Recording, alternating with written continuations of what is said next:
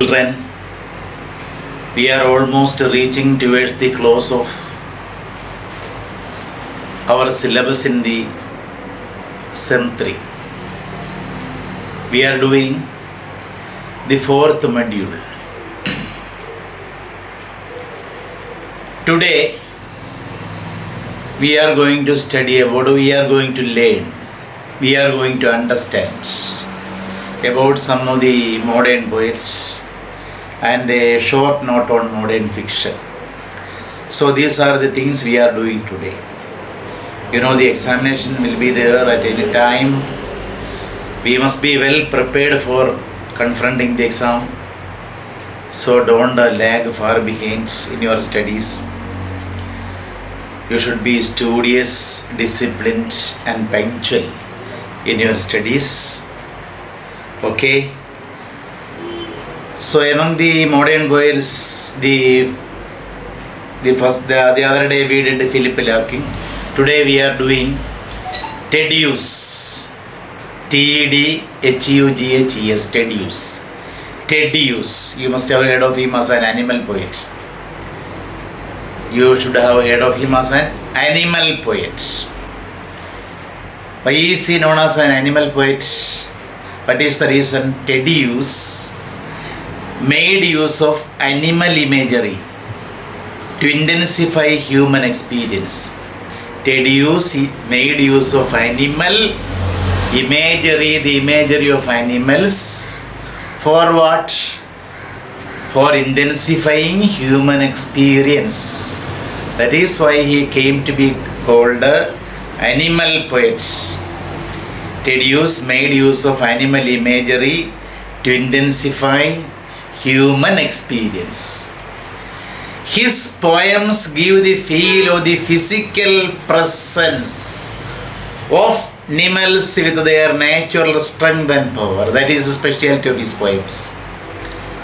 Almost all poems by Hughes give the readers the feel of the physical presence and strength of animals with their natural strength and power. What do his poems give us? What do his poems give the readers? His poems give the readers the physical presence of animals. Physical presence is put before us. Physical presence of animals with their natural strength and power. His real name was Edward James Hughes. His period was between 1930 and 1998. He was an English poet, translator and a children's writer. He was all these things put together. What all things he was? He was an English poet, translator, children's writer. Critics frequently rank him as one of the best poets of his generation. So this is the opinion of the critics, or this is the hallmark which critics have given him. What is the status that critics have given him, assigned to him? Critics frequently rank him, frequently position him as one of the best poets of his generation. He is of course one of the best poets of his generation. He was appointed poet laureate. Poet laureate, you remember? Poet laureate, the greatest position of poets in England. Poet laureate. It is the highest office.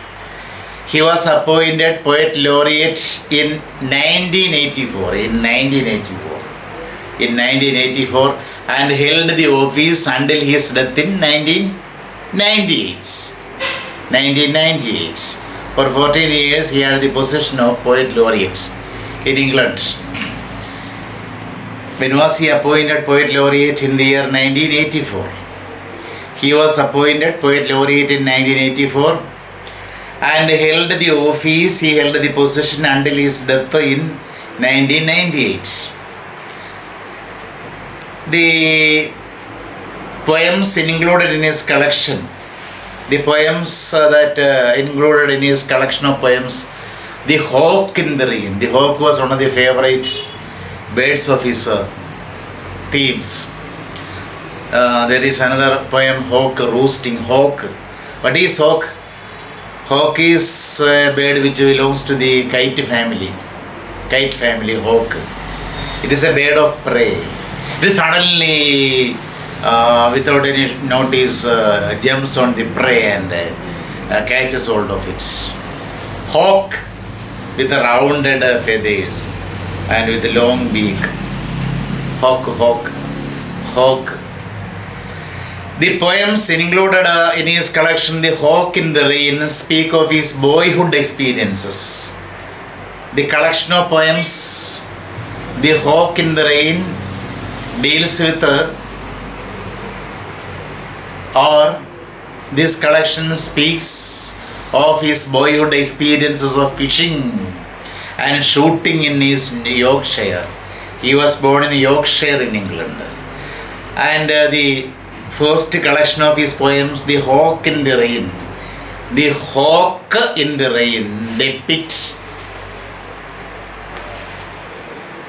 or deals with or pictures his boyhood experiences of fishing and shooting birds in his native Yorkshire. His other collections include his other collections of poems are these. Which are the other collections of his poems? Lupercal, which was published in 1960. Wodwo, W-O-D-W-O, Wodwo, published in 1967. Crow, published in 1970. And Birthday Letters, which was published posthumously in 1999. It was published after his death, 1999. So this short sketch may do about Hughes. Learn these things about Hughes. You may study any of his poems in your undergraduate classes or PG classes. Hughes' poems, very interesting, smaller poems, mostly meant for children. Okay, now we are going straight to another modern poetess or poet, Carol Ann Duffy. C-A-R-O-L, Carol Ann, A-N-N, Duffy, D-U-F-F-Y. Carol Ann Duffy. She was born in the year 1955. She is still alive. Carol Ann Duffy. She was born. Ann Duffy. In which year she was born? She was born in the year 1955. Carol Duffy is the Scottish born. Earlier I told you that she was born in Scotland. She is the Scottish born daughter of the working class radicals. Radicals means a kind of revolutionaries who want complete social and political change. Those people who are almost revolutionaries and who demand complete social and political change are called, they are known as radicals. So her parents were radicals or revolutionaries in Scotland. So she was born as the daughter of two working class radicals in Glasgow. Glasgow is a very well-known city in Scotland, a very important, beautiful city in Scotland, Glasgow. Once again, Carol Duffy is the Scottish-born daughter of two working class radicals in Glasgow. She is one of the stimulating poets of the present day. Of course, she is one of the stimulating poets of the present age. Actually, her poems stimulate us. They give us a stimulation. That is why she is called one of the stimulating poets of the current age or present age. She is one of the stimulating poets of the present age. And she was also the professor of contemporary poetry at Manchester Metropolitan University. She was the professor of contemporary poetry. Contemporary poetry means present poetry, ongoing poetry, at Manchester Metropolitan University.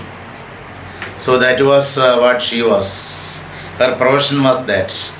She was the professor of contemporary poetry where at Manchester Metropolitan University. Duffy was almost appointed as poet laureate after the death of Hughes in the year 1998. But she lost the position to Andrew Motion. She couldn't become poet laureate then because he lost the position of a poet laureate to Andrew Motion, another literary man, another man of letters, Andrew Motion, another poet. And she was honored as the poet laureate of Britain in May 2009. Later she was honored, she was given the position. She was offered the status of poet laureate of Britain in the year 2009. So, Carol Duffy is the first woman and the first lesbian. Carol Duffy is the first woman and also the first lesbian. Lesbian means homosexual woman. Lesbian, homosexual woman. The two girls are lesbians, means they love each other. Homosexual woman is called a lesbian. She was the first woman and the first lesbian to become poet laureate. That is another thing we have to keep in our memory. That is, she was the first woman and the first lesbian to become the poet laureate. Even as a child, when she was a little child, Carol was an avid reader. She was an avid, voracious. Avid means energetic. She was an energetic, voracious reader and started writing poems from the age of 11.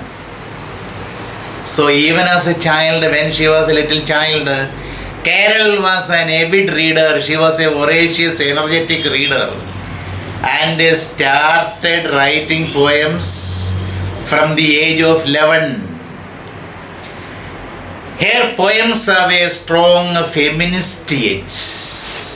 We can see feminism in almost all her poems. We can see the strength of feminism in her poems. Or we can say her poems have a strong feminist edge. Her poems have a strong feminist edge. Gender, oppression and violence are the thematic concerns of her poems. The thematic concerns of her poems, or simply we can say the themes of her poems, form gender, oppression and violence. Gender inequality, oppression of women, and violence against women are the thematic concerns. They form the themes of most of her poems. Which are the thematic concerns of her poems? Gender, oppression and violence. Gender, oppression and violence. Gender, oppression and violence form the themes of her poems, or we can say gender, oppression and violence are the thematic concerns of her poems. Carol depicts the everyday experience of her life. Carol Duffy, the poetess, depicts the everyday experience of her life and that of others, not only her life but also the lives of others, in an easily accessible language. She writes her poems in an easily understandable language, the language you and I can easily understand. That is a specialty of the language that she uses in her poems. What kind of language that she uses in her poems? She uses in her poems the language which is accessible or understandable to one and all. So Carol depicts or pictures the everyday experience of her life and that of others in an easily accessible language, understandable language. As she observes, she herself has stated, as she observes, I like to use simple words but in a complicated way. She herself has said, I like to use simple words but in a complicated way. I prefer to use simple words in my poetry, but rather in a complicated way. In a complex way, I want to use my words. What is her observation about herself? I like to use simple words but in a complicated way. Standing nude. Nude means naked. Standing nude. Published in the year 1985. Selling Manhattan. Manhattan is a city in the USA, America. Selling Manhattan. Published in the year 2002. Sorry. Manhattan was published in the year 1987. Remember 1987. Selling Manhattan was published in the year 1987. Meantime, published in the year 1993. Feminist Gospels, that was published in 2002. Feminist Gospels. Gospel means good news. Suvishesham. Feminist Gospels, published in 2002. And Rapture. Rapture means extreme joy or a kind of ecstasy, that is rapture. Rapture, published in the year 2005, are the best known collections of Duffy's poems. The best known collections of Duffy's poems are Standing Nude, published in the year 1985, Selling Manhattan, published in the year 1987, Meantime, published in 1993, Feminist Gospels, published in 2002, and Rapture, published in 2005. Her love poems in the form of monologues. Her love poems are in the form of monologues. Monologues means one person speaking. That is unraveling the thoughts by herself. So, such are his love poems. Her love poems in the form of monologues. Mono means one, log means speech. Monologue means one person speaking. We have seen dramatic monologues. When we studied, when we spoke about Robert Browning, so I have told you what dramatic monologue is, or about his dramatic monologue, about the poet who perfected and spread the dramatic monologues pattern of writing. Yes, her love poems in the form of monologues deserve special mention. We have to specially mention her love poems, which are written in monologue forms. Her love poems are written in monologue forms. They deserve a special mention. They deserve special notice or mention. Duffy's collection, The Whale's Wife. The Whale's Wife. The Whale, W-O-R-L-D, Whale's Wife. Published in the year 1999. It is a subversion of myth and history. It is a mixing up of myth and history. It is a subversion of myth and history. In this collection, The Whale's Wife, she expresses the views of women. She actually expresses the views of women behind famous male figures. She expresses the views of women, the perspectives of women behind very famous or well-known male figures. You know, behind every man's success there is a woman. Thus goes a saying in English. It is not simply a saying, it is a reality. So, in the collection of poems, which collection, The Whale's Wife, she expresses the views of The women behind famous male figures or great male figures like Pilate. Pilate, you know, Pilate, P-I-L-A-T-E. Pilate was the Roman governor of Judea who ordered the crucifixion of Jesus Christ. Who ordered the crucifixion of Jesus Christ. Yesterday was the birthday of Jesus. We celebrated it.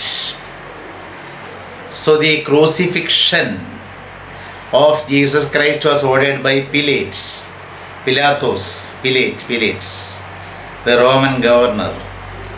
And his wife's perspectives or views are depicted. And also Sisyphus, he was a legendary king. Sisyphus was a legendary king. And the views of his wife are also depicted in the poem The Whale's Wife. Then Freud and Darwin, the wives of Sigmund Freud and Charles Darwin are also referred to in the poem The Whale's Wife. The Whale's Wife. So we can say Duffy's collection The Whale's Wife, which was published in 1999, is a subversion of myth and history. In the collection, she expresses the views of women behind famous male figures like Pilate, Sisyphus, Freud and Darwin. So let us have a look at modern fiction. How was modern fiction? What are the features of modern fiction?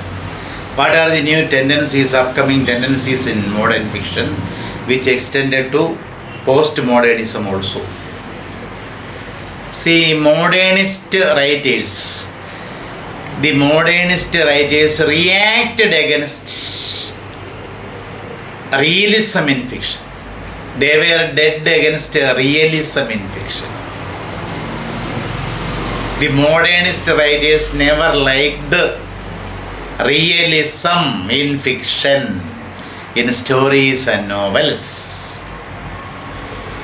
You know, the first point, the modernist writers reacted against realism in fiction.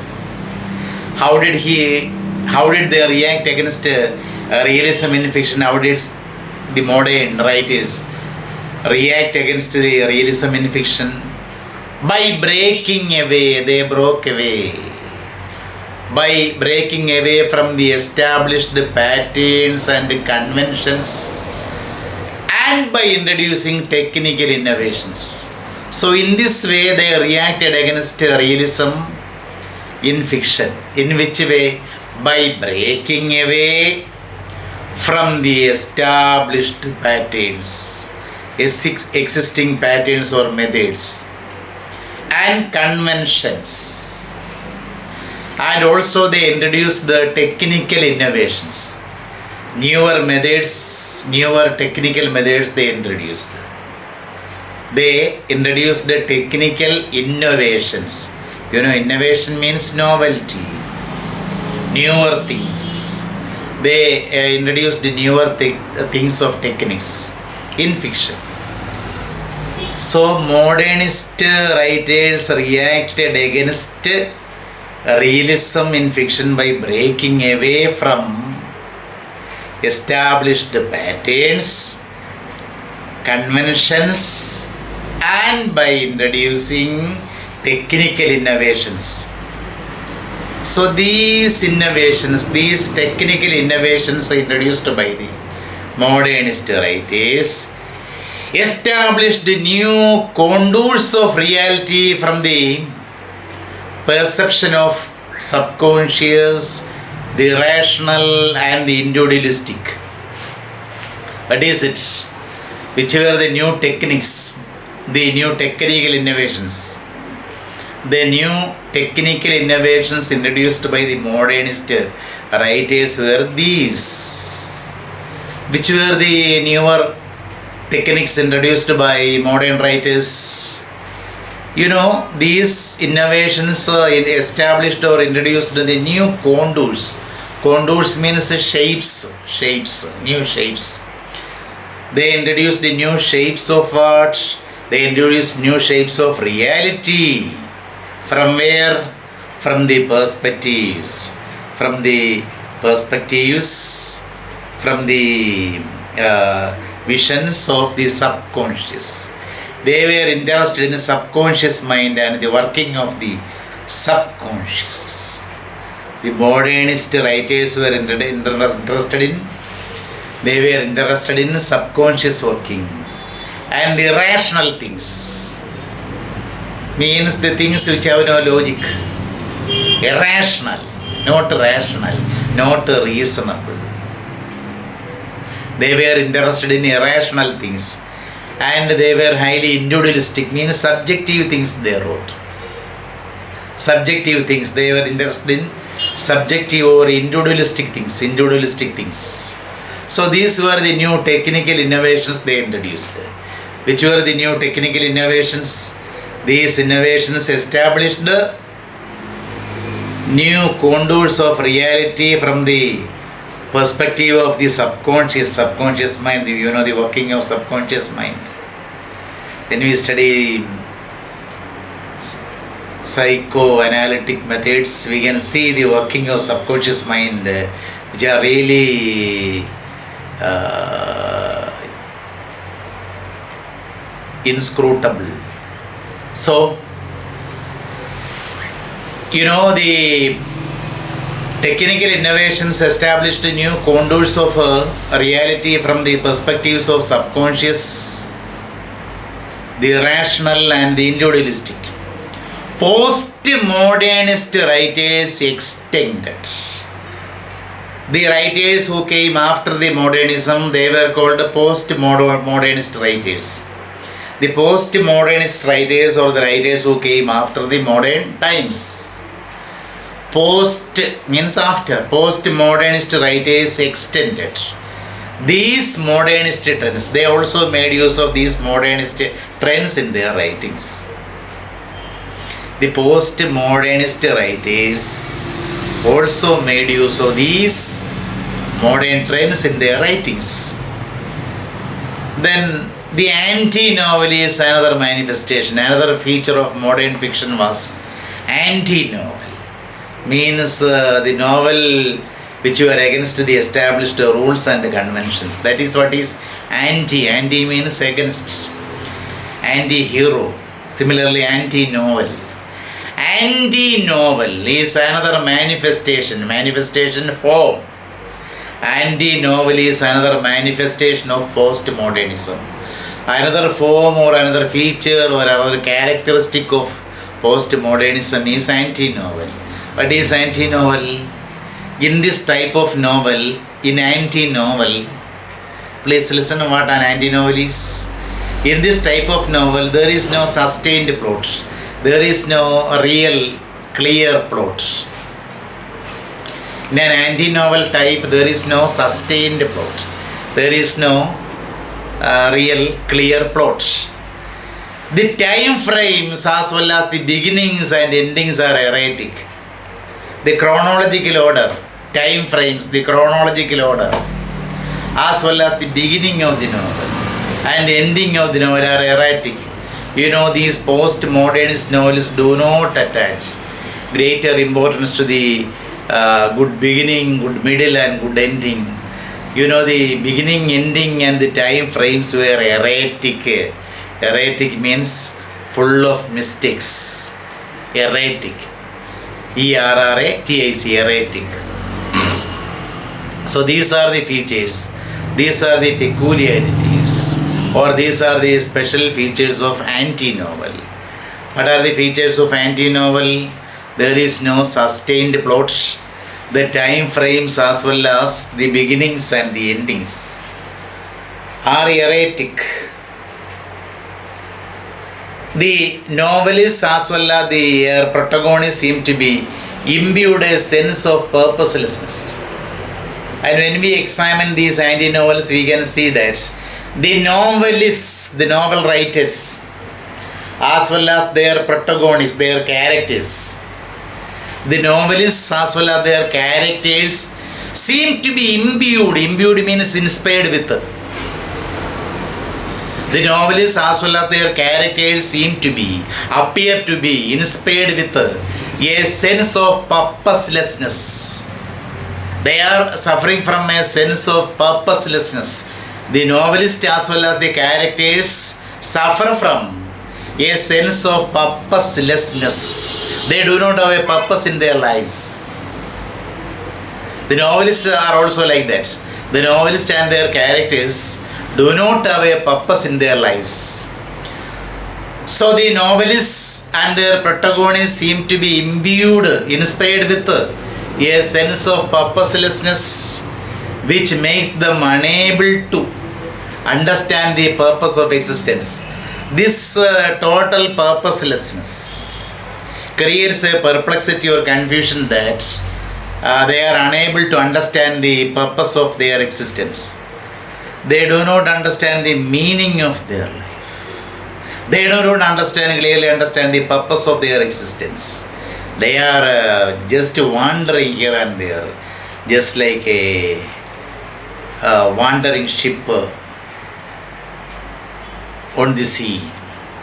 So they suffer from, they lack a sense of purposelessness, which makes them unable to understand the purpose of their very existence or very life.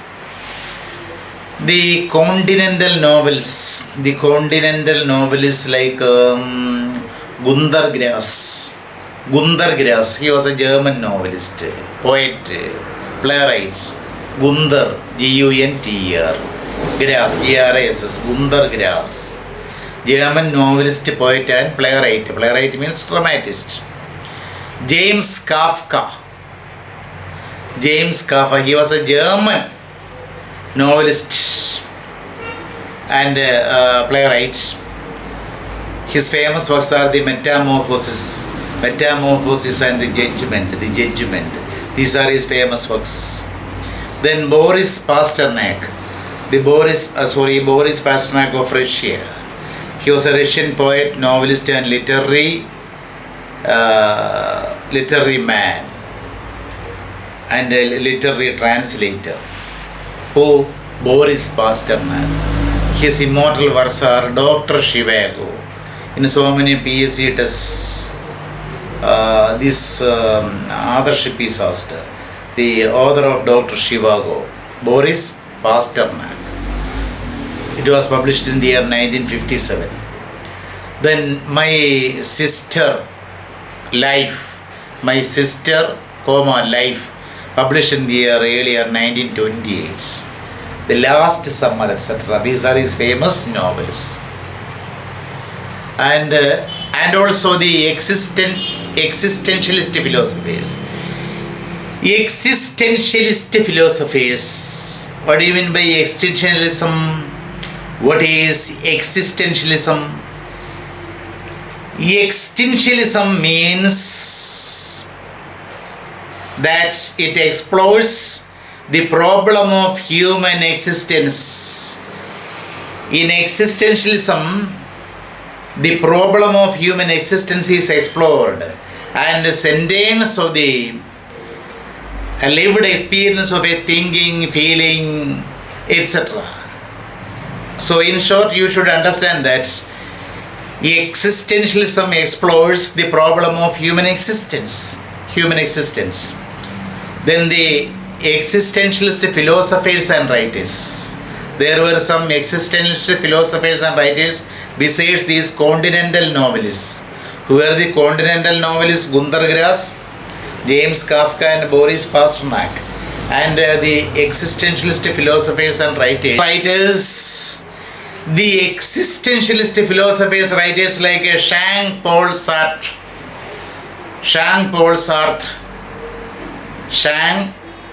Sartre, Albert Camus and Simone de Beauvoir. The French philosopher and writer. Jean-Paul Sartre, French philosopher, playwright and novelist. Jean-Paul Sartre, French philosopher, playwright and novelist. His famous works are No Exit, The Flies, The Respectful Prostitute, etc. Albert Camus, he was also the French man, he was also the French philosopher, author and a journalist. He was a journalist. He won Nobel Prize in Literature at the age of 44 in 1957. Albert Camus was able to win the most coveted Nobel Prize in Literature when he was just 44 and in the year 1957. His works include The Stranger and another important work, you might have heard of it, The Plague, P-L, not the Plague, P-L-A-G-U-E, Plague, The Stranger, Plague, The Myth of Sisyphus, earlier the legendary king Sisyphus,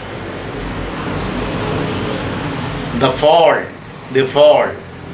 and The Rebel. So these are the famous works of Albert Camus. And Simone de Beauvoir. She was also the French writer. All of these three are French philosophers and writers. Simone de Beauvoir, French writer, intellectual, and she was an existentialist. She was an existentialist philosopher. Her important works are The Second Sex, published in the year 1949. Second Sex. The Mandarins, published in 1954.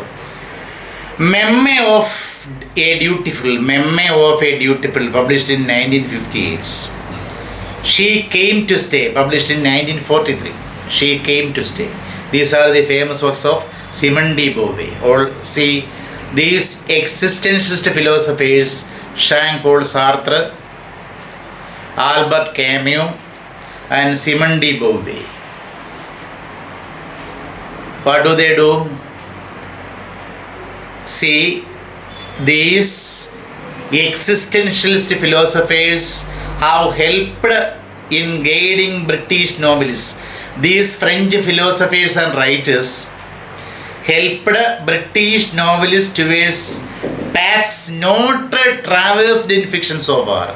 The paths not travelled by others so far. You know, they paved the path which were not used by others so far. Very distinct, different paths did they show. Who showed? The French existentialist philosophers and writers: Jean-Paul Sartre, then Albert Camus, Simone de Beauvoir.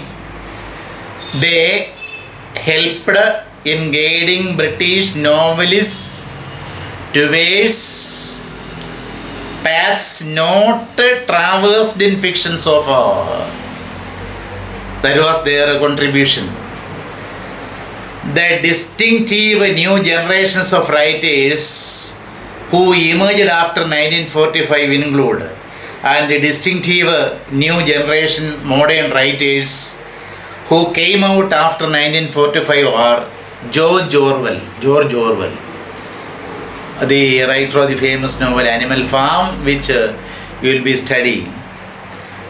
George Orwell, the writer of Animal Farm 1984, etc. Graham Greene, a fantastic novelist. Samuel Beckett, you will study. Henry Green, C.P. Snow. Evil in War. Kingsley Amis, we have mentioned his name earlier. Kingsley Amis. William Golding, you might have heard of William Golding, the author of the famous novel The Lord of the Flies, which was also filmed. Lord of the Flies. Lawrence Durrell, Angus Wilson, Iris Murdoch, Doris Lessing. These are the famous modern novelists who emerged after the year 1945. They are the distinctive new generations of writers. Who are the new generations of writers who emerged after 1945? George Orwell, Graham Greene, Samuel Beckett, Henry Green, C.P. Snow, Evil in War, Kingsley Amis, William Golding, Lawrence Durrell, Angus Wilson, Iris Murdoch, and Doris Lessing, etc. So this is the short account. This is a very short account of, very short sketch of modern fiction. Study these things and come off with flying colors.